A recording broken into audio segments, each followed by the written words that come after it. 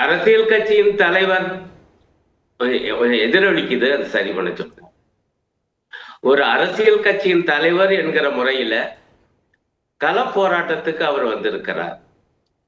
அவரு அது கூட விமர்சனமாச்சு. நிவாரணத்தை உதவியை அளிப்பதை கூட தன்னுடைய இல்லத்திலிருந்தே அவர் அளித்தார். அப்பொழுதெல்லாம் கூட அது விமர்சனமாச்சு. அந்த விமர்சனங்களை எல்லாம் சாய்க்கிற மாதிரி இப்ப நேரடியா களத்துக்கு வந்துட்டார்.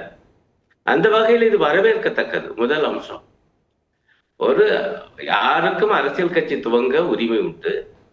அந்த அடிப்படையில் விஜய் தனக்கான ஒரு கட்சியை துவக்கி இருக்கிறார். அதற்கான ஒரு முதல் மாநாடு, அதற்கான சில எங்களுடைய கொள்கை வழிகாட்டிகள் அறிவிப்பு இதெல்லாம் இருந்தது.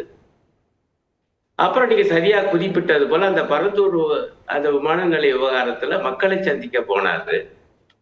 அதற்கு அடுத்த ஒரு நிலையாக நேரடியாக ஒரு ஆர்ப்பாட்டத்தில் கலந்து கொண்டு பேசுவார் என்கிற அந்த கட்டத்தை இப்பொழுது அவர் அடைந்திருக்கிறார்.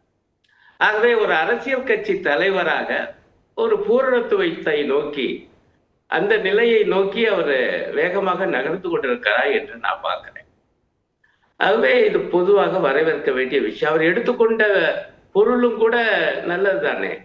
இப்ப மார்க்சிஸ்ட் கம்யூனிஸ்ட் கட்சி தான் இந்த விஷயத்த ஆரம்பத்துல எடுத்துக்கொண்டு இதை வெளிச்சத்துக்கு கொண்டு வந்ததே எங்களுடைய கட்சி தலைவர்கள் தான். அந்த பகுதியில் உள்ளவங்க தான் உலகம் தெரியும். விடாம நாம தான் அந்த கோரிக்கையை வச்சோம். இது மனித உரிமை மீறல். அரசியல்லாம் ஒரு பக்கம் இருக்கட்டும்யா, இந்த தனிப்படை என்கிற அந்த காவலர்களுக்கு ஒருவரை அடித்து துன்புறுத்த யார் அதிகாரம் தந்தது?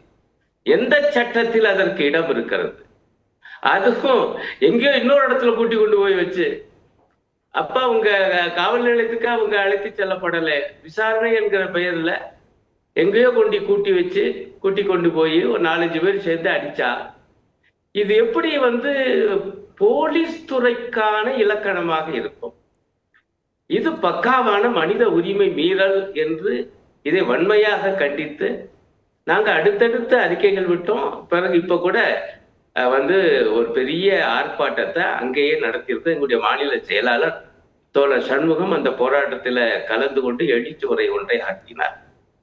ஆகவே அவரை விஜய் எடுத்துக்கொண்டிருக்கக்கூடிய இந்த அம்சம் மிகச் சரியானது, நியாயமானது.